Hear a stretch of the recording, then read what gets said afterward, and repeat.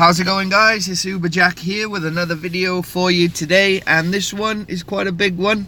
It's talking about the reintroduction of the Uber cancellation rates and acceptance rates or confirmation rates. So if you don't know, these were a thing on Uber last year. I think then they sort of stopped them for a little while. People thought that was a permanent thing. You know, I did too, actually, because they were a little bit, they're kind of a little bit unfair because of a few reasons that I'll go into now. But they've brought them back, and there's a specific reason why they've brought them back as well. So we're just going to cover that.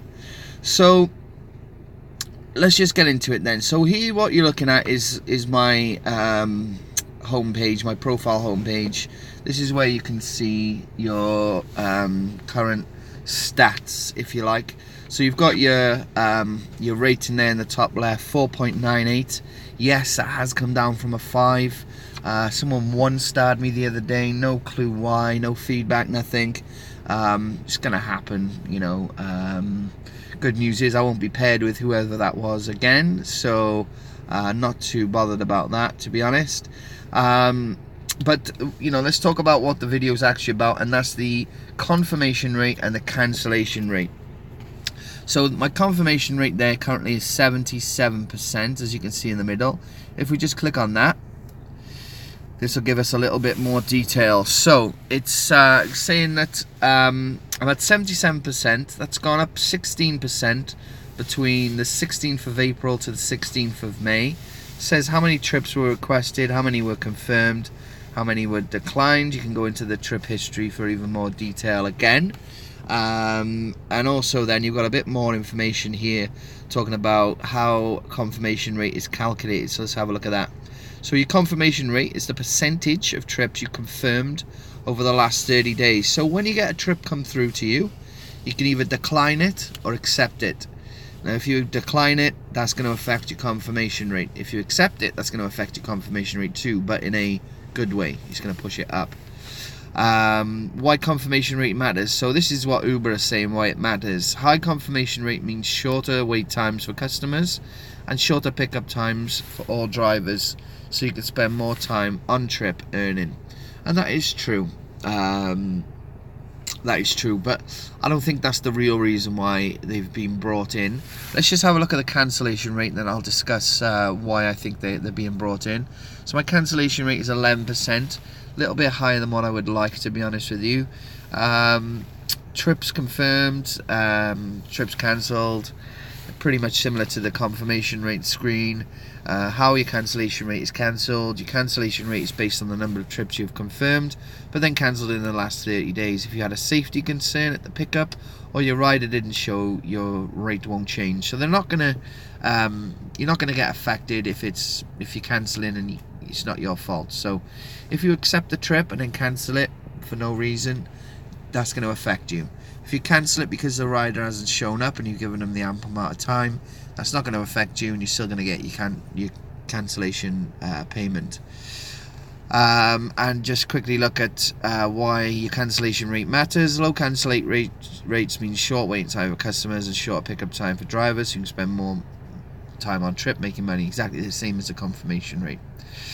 So is that the real reason why they've brought this in? I don't think so. It is a reason, but not the sole reason. They're bringing this in now because they're, as you know, as I covered in one of my previous videos not long ago, a couple of weeks back, they're trialing Uber Pro in the United States. Uber Pro is a way to incentivize drivers with their confirmation rate and cancellation rates being where they want it to be. It'll be tiered in different levels, and then rewards will be given depending on which tier you're in. So ultimately you want to be aiming for as low a cancellation rate as possible and as high a confirmation rate as possible as you can. So I think that's the reason why. I'm pretty 100% sure from speaking to some other guys. They're sure that that's the reason why. It hasn't really gone down too well in the WhatsApp group that I'm in currently. Quite a few drivers are not happy with it, but you know, I wouldn't worry about it too much. I think they're putting it into the app over here well in advance before Uber Pro will arrive. I think we're probably going to be looking at maybe, you know, I'm guessing really, but I don't think it'll be here within the next 3 months, maybe probably within the next 6 months. We could start seeing it come across, and it's really good news actually, guys. A lot of people, as I say, in my WhatsApp group and in my market are getting quite negative about it. All they're saying really is, oh well, you know, they keep sending me trips that are too far away and I don't want to accept them, and that's affecting me. But really, that only accounts for a small portion of your work. You know, that's not a common occurrence. It really isn't. You know, you can't say that that's going to directly affect your confirmation rate and then your cancellation rate. It really isn't. What it will affect though is you running another app next to it. For example, Ola, for an example of one of the apps that you could be running. If I'm running Ola and I'm running Uber and I get a trip come through on Uber first, say it's like 2 miles away and I'm on my way there, and literally then an Ola trip comes up and it's, you know, half a mile away, I'm gonna usually, and because I can also see the destination on the Ola trip, if it's worth my while, I'm usually gonna cancel the Uber trip and then go and take the Ola trip. So that's something that's going to be an issue. So, you know, you might have to change up your game plan. I'm thinking honestly of, you know, just sticking mainly with Uber now, just so I can get these get the good rates out, get my cancellation rate low, my confirmation rate up high, in preparation for when this Uber Pro arrives. So that I can get the most out of those benefits that they're gonna bring. They're gonna reward us with, and that will really help my rates, my cancellation rate, my confirmation rate.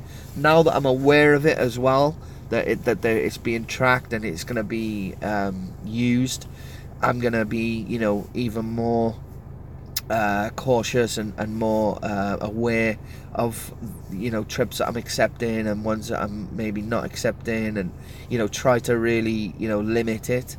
Don't go on the app unless you know you're definitely wanting to go ahead with work, all these different things, because I think it is going to be important, guys, to get your cancellation rate down, get your confirmation rate up, and then let's see what happens.